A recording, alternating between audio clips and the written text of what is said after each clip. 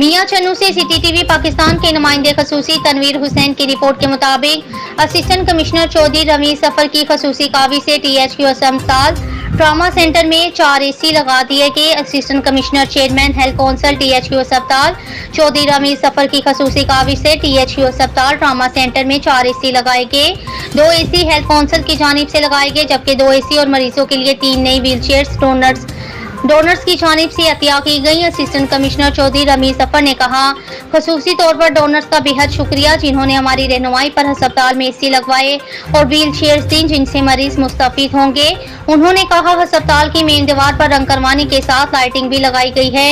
इमारत की मजीद खूबसूरती मरीजों के लिए इलाज मुआवजे की बेहतर मजीद सहूलियात के लिए इंशाल्लाह काम जारी रहेगा। इस दौरान MS डॉक्टर नजीर हिराज भी इनके हमरा थे।